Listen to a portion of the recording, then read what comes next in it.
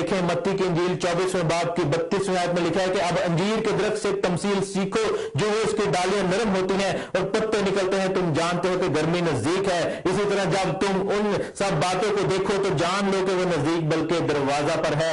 वो अंजीर का दरख्त, वो जैतून का दरख्त, वो ताक का दरख्त जो जिसकी डालियां तोड़ दी गई थी और हम जंगली डालियों को उनमें पैवस्त किया गया, उन असली डालियों को भी खुदावंद लिखा है रोमियो 11वें बाब में कि उनको निजात से मुलब्बस करेगा, उनको वो वापस लेकर आएगा। और उस अंजीर के दरख्त की डालियां नरम हुई और पत्ते निकलना शुरू हुए और गर्मी जो है वो यानी मुसीबत का आगाज जो है वो हो गया। उससे जान लो कि वो नजदीक बल्कि दरवाजा पर है, क्योंकि यशायाह की किताब 66 बाब में इसकी जो है वो प्रोफेसी थी। मेरे साथ देखें आइज़ाया चैप्टर 66 वर्स 8 वर्स 7 लिखा है कि तेजतर इससे कि उससे यानी इसराइल की कौम को दर्द लगे उसने जन्म दिया, इससे पहले कि उसको दर्द हो उससे बेटा पैदा हुआ। ऐसी बातें किसने सुनी, ऐसी चीजें किसने देखी? क्या एक दिन में कोई मुल्क पैदा हो सकता है? क्या यकबार की एक कौम पैदा हो जाएगी? क्योंकि सयून को दर्द भी लगे थे कि उसकी औलाद पैदा हो गई।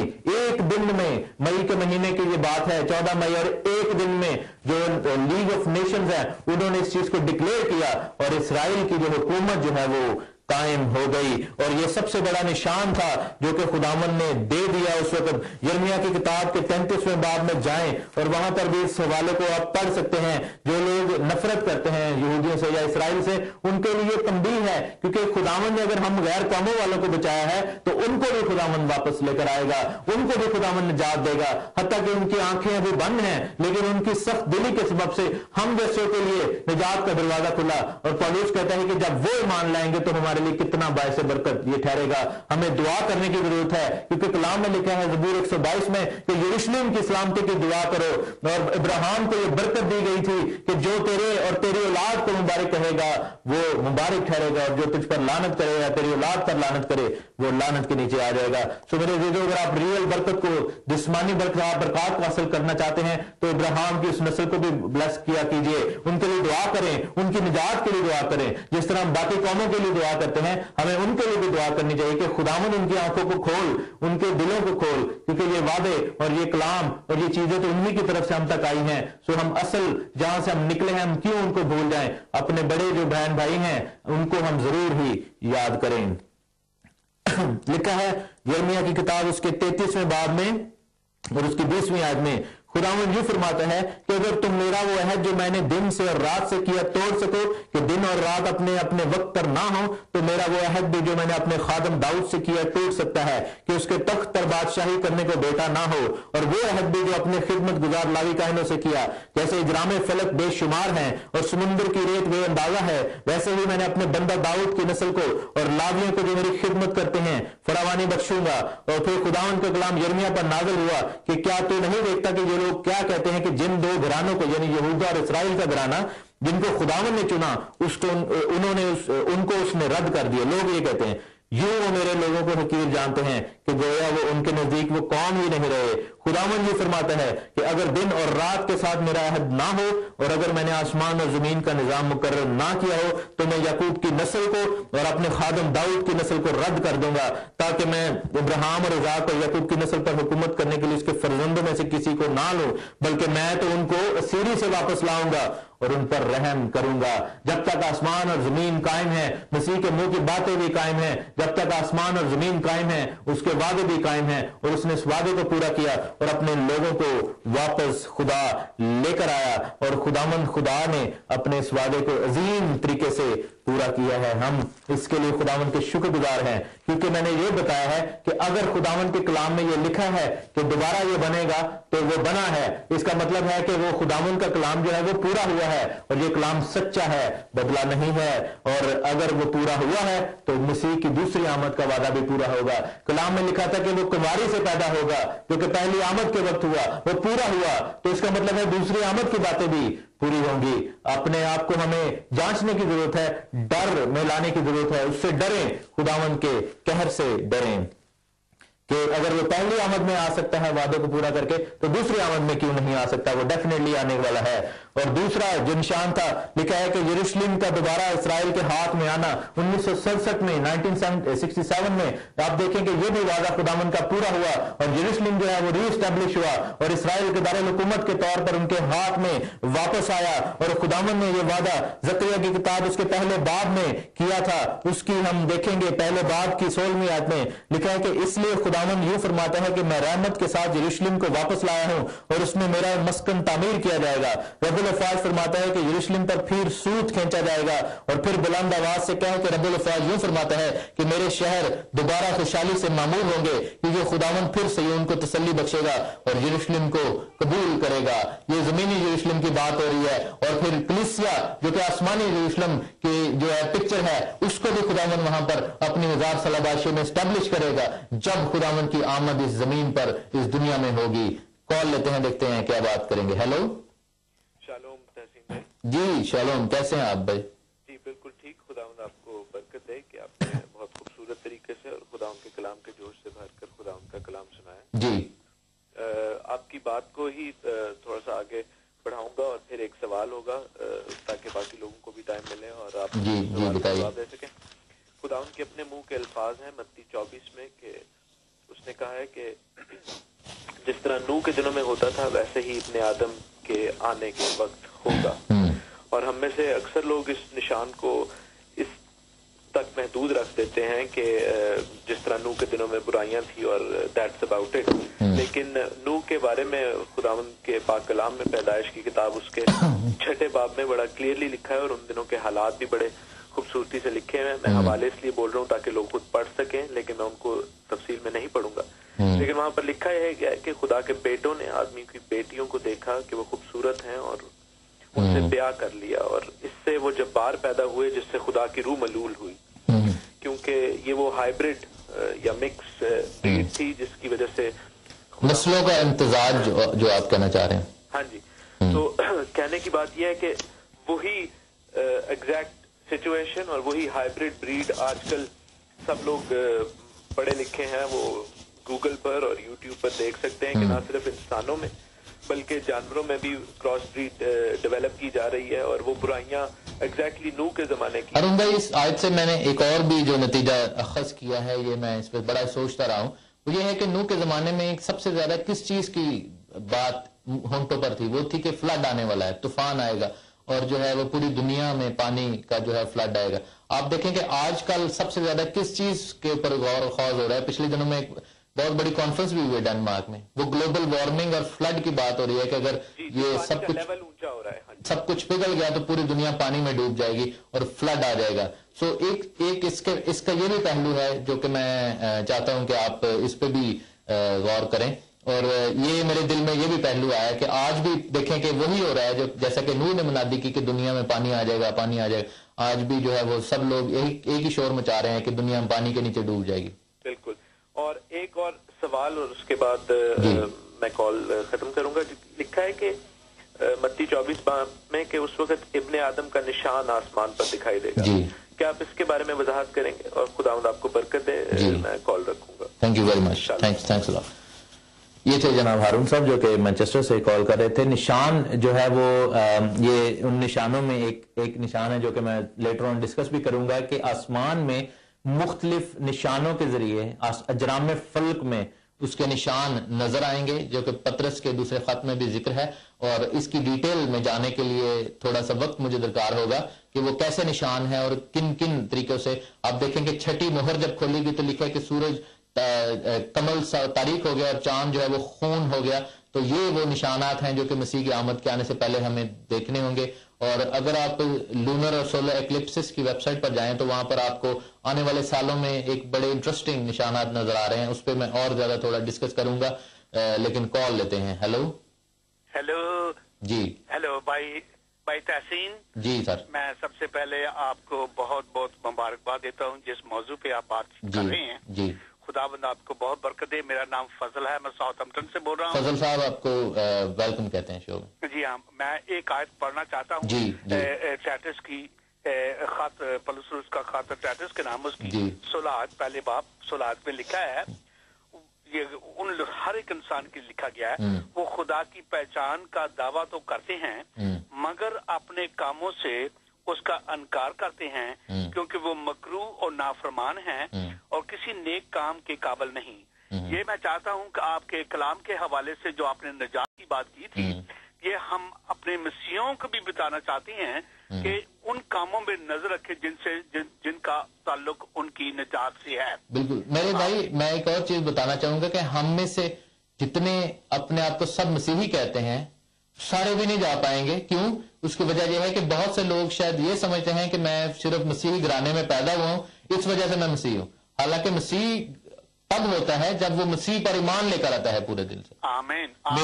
मेरा बाप अगर क्रिश्चियन था या पास्टर था तो उससे मुझे क्या फायदा हुआ? हर शख्स के लिए शख्सी निजात दहिंदा मसीह का होना बड़ा जरूरी है।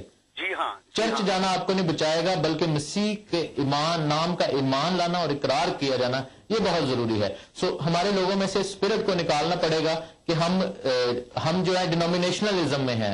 हम जो है इस वक्त ऐसी स्पिरिट में हैं कि हम ये समझते हैं कि बस हम उस फैमिली में पैदा हुए हैं, हमारी बड़ी लॉन्ग हिस्ट्री है तो हम बस बच रहे हैं। ऐसी कोई बात नहीं है। बहुत खूबसूरत कहा आपने, और यही मैं चाहता हूं कि हमारे जो सोए हुए बहन भाई मसीह हैं उनको भी जगाया जाए, क्योंकि ये कलाम हर एक शख्स के लिए जो दुनिया पे रहता है। और चंदे देने से भी हम बादशाही में नहीं जा सकेंगे। हाँ, खुदावंद आपको बहुत बरकत दे। आपका कलाम बहुत पुर असर था। Thank you very much. खुदावंद का शुक्र करता हूं इस कलाम के लिए। जी sir, thank you very much. Thanks lot.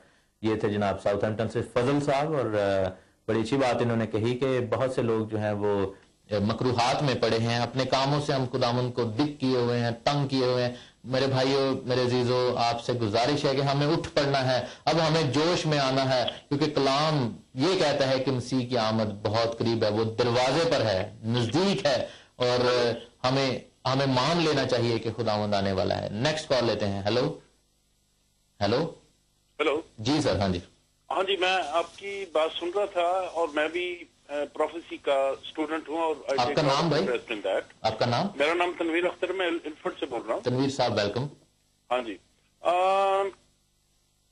सबसे पहले तो आप मुझे ये बताइए कि आपका रैप्चर के बारे में क्या ख्याल है? बाइबल इस चीज का हवाला देती है कि कलीसिया जो है जी उसका रैप्चर होगा और उसके बाद बिल्कुल होगा, और जो मुर्दे हैं वो पहले मेरा पूरा सवाल सुन लीजिए ना। जी जी जी। और उसके बाद यह है कि जमीन पर शैतान की 7 साल हुकूमत होगी। इस दौरान कलीसिया जो है वो ऊपर रहेगी खुदावंद के पास, और उसके बाद खुदावंद वापस आएंगे जमीन के ऊपर और 1000 साल तक उनकी बादशाही कायम होगी। ठीक है। और उसके बाद ये है कि शैतान को छोड़ा जाएगा, क्योंकि 1000 साल जो शैतान है वो उसको बंद किया जाएगा, और the world will go back to the days of the garden of Eden. और उसके बाद जब उसको छोड़ा जाएगा तो दुनिया की जो पॉपुलेशन है फिर दोबारा मतलब ये कि उसके पीछे लग जाएगा, और खुदा जो है फिर वो इस पुरानी जमीन और पुराने जो भी है इसको गर्क करेगा, और फिर नई जमीन और नया आसमान होगा जिसमें हम रूहानी कदमों में रहेंगे जो खुदा के लोग हैं। आपका सवाल क्या है? दानियल नबी की जो रोया है उसके बारे में क्या ख्याल है, जो 42 हफ्तों की रोया है उसके बारे में थोड़ा सा बताइए जी। ये thank you very much, thanks a lot for your question. ये जो 42 हफ्तों की रोया है, ये 3.5 साल जो कि मुसीबत के 3.5 साल हैं, जिसमें मुखालिफ मसीह जो है वो अपनी उस कसम से फिर जाएगा और मुसीबत का आगाज करेगा, ये उनका जिक्र है। जहां तक आपने बात की है कि 7 साल से पहले रैप्चर का होना, इसको हम कहते हैं प्री ट्रिबुलेशन रैप्चर। ये एक ऐसी ये थियोलॉजी है या एक ऐसा जो नजरिया है जो तकरीबन 100-150 साल पुराना है। इससे पहले कोई भी इस चीज के ऊपर नहीं सोचता था, और ये जो टीचिंग है ये सिर्फ एक हवाले पर बेस्ड है जो कि दूसरा थस्सलुनीकियों में लिखा है कि इससे पहले कि वो बेदीन आए, एक चीज है जो उसे रोके हुए है। और लोग ये कहते हैं कि जी होली स्पिरिट जो है उसके बारे में ये जिक्र है, और वो उठा लिया जाएगा तो फिर कलीसिया भी उठा ली जाएगी। और लेकिन उसके लिए ना हमें कोई और ज्यादा रेफरेंसेस नहीं मिलते। मैं आपसे गुजारिश करूंगा कि अगर आपके पास रेफरेंसेस हैं तो आप प्लीज लाइएगा। लेकिन बाइबल में जो ज्यादातर रेफरेंसेस जो मुझे नजर आते हैं जब मैं देखता हूं वो पोस्ट ट्रिबुलेशन रैप्चर के हैं, जिसमें बार बार मुसीबतों में से गुजरने का जिक्र है, लिखा है कि इन दिनों की मुसीबत। और फिर सीक्रेट कमिंग के बारे में मुझे कोई रेफरेंस नहीं आज तक मिला, तो उसके बारे में आप जरूर मुझे बताइएगा। लेकिन मैं जो बिलीव करता हूं, मैं पोस्ट ट्रिबुलेशन रैप्चर पर बिलीव करता हूं, जो कि शुरू से ही एक नजरिया रहा है कि पहले मुखालिफ मसीह आएगा, उसके बाद 7 साल का जो अहद है उसमें 3.5 साल मुसीबतों के होंगे, پھر کلیسیا اور ایماندار جو ہیں وہ اٹھائے جائیں گے, مردے زندہ ہوں گے, مسیح کی آمد ہوگی, اور ساتھ ہی جو ہے وہ 1000 سالہ بادشاہی کا آغاز ہو جائے گا, اور مخالف مسیح will be put to an end and death, اور اس کو آپ کی جھیل میں ڈال دیا جائے گا, اور اس کے بعد شیطان قید کیا جائے گا 1000. جیسا کہ آپ نے باقی جو چیزیں بتائیں وہ بالکل ٹھیک تھیں کہ شیطان 1000 سال کے لیے قید کیا جائے گا, پھر چھوڑا جائے گا, اور پھر دوبارہ جنگ ہوگی, اور پھر نیا آسمان اور نئی زمین ہو جائے گی. آپ سے نیکسٹ کالر سے بات کریں گے. ہیلو جی سر. ہاں جی جی, I'm Qamar from Sutton. Qamar صاحب سٹن سے, آپ کیسے ہیں آپ بھائی؟ ہاں جی, ابھی ایک عزیز نے کچھ بولا تھا کہ, اور آپ نے بھی کہا تھا کہ ہمیں مسیحوں کو جگانے کی ضرورت ہے. جی یہ میرے عزیز, یہ ایمان ہمیں بچاتا ہے, لیکن خالی ایمان ہمیں نہیں بچائے گا.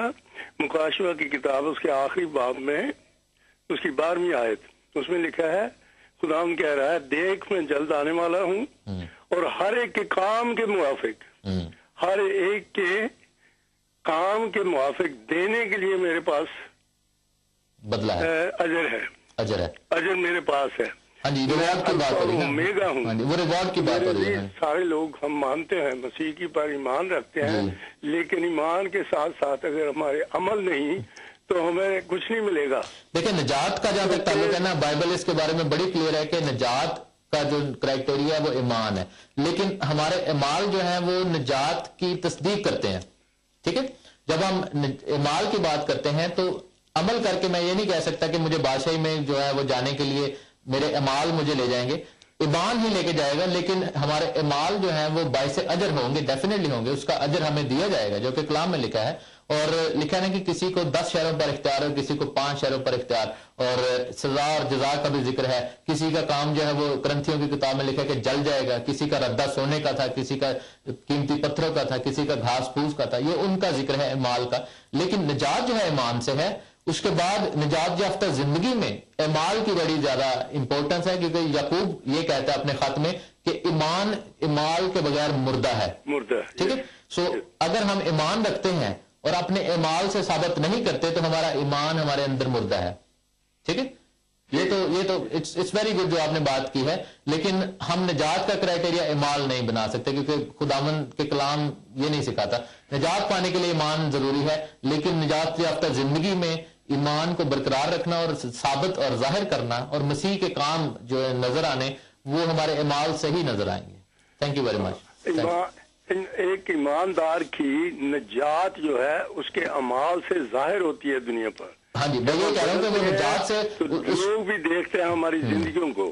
Thank you very much, thanks for your call, thanks for your call, thank you very much. یہ سٹن سے بات کر رہے تھے, بات ٹھیک کر رہے تھے, لیکن میرے خیال وہ مکس ہو گئی. بات بالکل ٹھیک ہے کہ ایمان سے ہی نجات ہے, لیکن اعمال جو ہیں وہ اس نجات کو اپ ہولڈ کر کے لوگوں کو دکھاتے ہیں. لکھا ہے نا کہ توبہ کے موافق پھل بھی لاؤ, تو وہ پھل جو ہے وہ عمل سے ہی آئے گا نا. تو جو روح کے پھل بھی ہماری زندگیوں میں, محبت, نیکی, پرہیزگاری, یہ سب اعمال ہی ہیں. محبت کرنا عمل ہے, ایمان نہیں ہے. نیکی کرنا عمل ہے, پرہیزگاری کرنا عمل ہے, لیکن ان کو بغیر ایمان کے کوئی فائدہ نہیں ہے. اگر ہم نیکی پرہیزگاری کرتے رہیں لیکن ایمان نہ لائیں تو یہ تو پھر غیر قومیں بھی تو کر رہی ہیں نا. وہ بھی تو اچھے کام, بڑے بڑے نیک آدمی غیر قوموں میں موجود ہیں, لیکن ان میں اور پھر ہم میں کیا فرق ہوا کہ ہم ایمان سے نجات کو حاصل کیے ہیں, اور اس کے بعد ہماری زندگی میں اعمال بہت اہمیت رکھتے ہیں. تو ایک مسیحی کی زندگی میں اعمال کا ہونا بہت ضروری ہے. یہ میں آپ کو بتا دوں, نجات کے لیے نہیں, لیکن نجات یافتہ زندگی کو ثابت کرنے کے لیے, مسیح کی شبیہ, مسیح کی جو ہے وہ کہہ لیں کہ خوبصورتی اپنے اندر سے دکھانے کے لیے یہ بڑا ضروری ہے کہ ہم اعمال کو بھی اپنی زندگی میں لے کر آئیں. ٹائم بہت تھوڑا رہ گیا, میرے پاس بہت سے پوائنٹس ہیں جو کہ میں ڈسکس کرنا چاہتا تھا, اور آپ کے ساتھ بات چیت ہوتی رہے گی. نیکسٹ ٹیوزڈے میں اس کو کیری آن کروں گا. بہت سے نشانات ایسے ہیں جو کہ بتائے جانے بڑے ضروری ہیں. میں تنویر صاحب سے گزارش کروں گا کہ آپ مجھے ضرور حوالے بتائیے گا جو کہ پری ٹریبولیشن ریپچر کو ابھارتے ہیں. میں پرسنلی پوسٹ ٹریبولیشن ریپچر پر بلیو کرتا ہوں. پری ٹریبولیشن ریپچر پر صرف ایک جو فرقہ ہے جس کو پینتیکوسٹلز ہم کہتے ہیں وہی بلیو کرتے ہیں, لیکن سارے نہیں, بلکہ ان میں سے بھی بہت سے ہیں جو کہ پوسٹ ٹریبولیشن ریپچر کو بلیو کرتے ہیں. کچھ لوگ مڈ ٹریبولیشن ریپچر کو بھی بلیو کرتے ہیں کہ جی امن کے 3.5 سال میں ہم رہیں گے, لیکن جیسے مصیبتیں ہوں گی اوپر چلے جائیں گے. تو میرے بھائی ایک میں آپ سے سوال کروں گا کہ مصیبتیں کب کلیسیا نے نہیں اٹھائیں؟ شروع سے آخر تک مصیبتیں ہی تو اٹھاتے آئے ہیں. تو ایسی کون سی جو ہے وہ بڑی بات ہوگی کہ اگر ہم 3-3.5 سال کی مصیبتوں میں سے اور گزر جائیں گے؟ اگر تو جو تیار ہیں جو کہ مصیبتوں میں سے گزرنے کے لیے، اگر وہ پری ٹربیولیشن ریپچر میں چلے بھی جاتے ہیں تو ان کے لیے بڑا اچھا ہے. لیکن اگر جو ذہن بنا کے جو بیٹھا ہے کہ میں مصیبتوں میں سے تو گزروں گا ہی نہیں، تو وہ مصیبت میں پڑ گیا تو وہ یہی ابھی تک سمجھے گا. پرابلم یہ ہے کہ وہ یہی سمجھتا رہے گا کہ ابھی تک مخالفت مسیح نہیں ہے، اور وہ اس گمراہی میں جو ہے وہ نشان بھی چھاپ بھی لے سکتا ہے. تو میرے لیے